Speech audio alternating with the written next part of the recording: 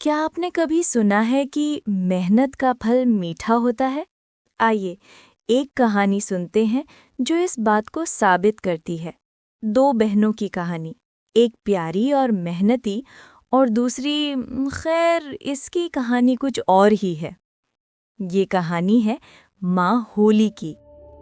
एक छोटे धूल वाले गांव में एक बेवा खातून अपनी दो बेटियों के साथ रहती थी।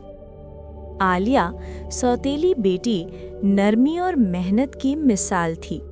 उसके बाल सूरज की तरह चमकते और दिल भी उतना ही खूबसूरत था। लेकिन उसकी बहन मोमिना सुस्त और नखरा करने वाली थी, और चूंकि वो माँ की अपनी बेटी थी, उसे हर वक्त प्यार और नवाजा जाता। माँ सर्द और सख्त मिजाज थी। वो मोमिना को दिन भर आराम करने देती, जबकि आलिया को खादिम की तरह ट्रीट किया जाता। वो रोती, साफ करती, खाना पकाती, बिल्कुल जैसे कहानियों की सिंड्रेला। एक दिन माँ ने आलिया को एक सख्त काम दिया। जाओ, ऊंचे रास्ते के कुएं के पास बैठो और सिलाओ जब तक तुम्हारे हाथ खून न हो जाए। आलिया ने दिन रात मेहनत की। उसके नर्म हाथ कट गए और एक कतरा खून सिलाई की सुई पर जा गिरा। जब वो खून धोने के लिए झुकी तो सुई अचानक कुएं में गिर गई और पानी की गहराई में गायब हो गई।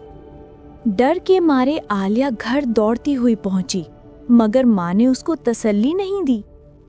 बेवकूफ लड़की, चूंकि तुम इतनी लापरवाह हो कि इसे गुमवाया, तो इतने होशियार भी होना कि इसे वापस लाओ। बिना इसे लाए वापस ना आना। दिल भारी आलिया दोबारा कुएं के पास पहुंची। उसने अपनी अक्सियत देखी और सांस लेकर दुआ की और छलांग लगा दी। लेकिन वो डूबी नहीं। वो एक रोशन जादुई रोशनी से गुजरी और एक खूबसूरत मैदान में जा गिरी। हजारों फूलों से भरा आसमान नीला और रोशन, हर तरफ हैरत अंगेज मनाजिर। जैसे ही वो चल रही थी, एक आवाज आई, ब्राए मेहरबानी, हमारी मदद करो। ये आवाज एक बेकर के तंदूर से आई जो रोटियों से भरा हुआ था, और खुद रोटी भी मदद मांग रही थी।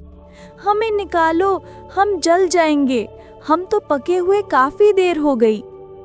आलिया ने फौरन रोटियों को लकड़ी के स्पैटुला से निकाला और हर एक को महफूज तरीके से बाहर रखा। कुछ आगे एक बड़ा सेबों वाला दरख्त था, जिसकी शाखें जमीन तक झुक रही थीं। मेरी मदद करो, मेरे सेब सब पक्के हैं, दरख्त ने कहा। आलिया ने दरख्त को जोर से झटका। सेब लाल मोतियों की तरह जमीन पर गिरे और उसने सब को जमा किया। आखिरकार आलिया ने एक छोटा सा घर देखा। दरवाजे पर एक बूढ़ी औरत खड़ी थी, मगर मामूली दादी नहीं, उसके बड़े दांत थे, और आलिया डर गई। डरो मत मेरी बच्ची, औरत ने कहा। मैं माँ होली हूँ, मेरे साथ रहो, मेरा काम अच्छी तरह करो, खुश रहो। एक बात याद रखना, जब तुम मेरा बिस्तर हिलाओ, इतनी कुव्वत से हिलाओ कि पर उड़ें। जब पर उड़ेंगे, तुम्हारे देश में बर्फ गिरेगी। आलिया ने खुश दिली से काम शुरू किया और बिस्तर को जोर से हिलाती, हंसती और परों को हवा में उड़ती देखती। माँ होली हमेशा मेहरबान रही और खाना भी दिया। कुछ दिनों बाद आलिया को घर की याद आ गई। वो माँ होली से कहती है, आपने बहुत मेहरबानी की, मगर मेरा दिल मेरे लोगों के लिए तड़पता है, मुझे वापस जाना है। माँ होली मुस्कुराई, तुम्हारी वफादारी खुश आइंद है, मैं खुद तुम्हें घर भेजती हूँ। दरवाजा खुला और आलिया के ऊपर सुनहरी बारिश हुई। उसका हर हिस्सा चमक उठा। माँ होली ने उसकी खोई हुई सुई वापस दी। कुएं पर मुर्गी चौंककर बोली, कुकड़ुकू, तुम्हारी सुनहरी बेटी वापस आ गई। उसकी माँ और बहन की आंखें हैरत और लालच से भर गई। माँ ने कहा, मोमिना, जाओ और हमारे लिए और सोना लाओ। मोमिना ने खून लगाए, सुई फेंकी और छलांग लगा दी। मोमिना ने रोटियों की मदद इनकार की। मेरे हाथ गंदे होने दे। नहीं। दरख्त ने मदद मांगी, मगर मोमिना ने इनकार किया। मेरे सर पर गिर जाए तो क्या? मोमिना ने बिस्तर हिलाने की जाहिरी कोशिश की, मगर सुस्त रही। माँ होली ने कहा, तुम्हारी सेवा खत्म, जाओ।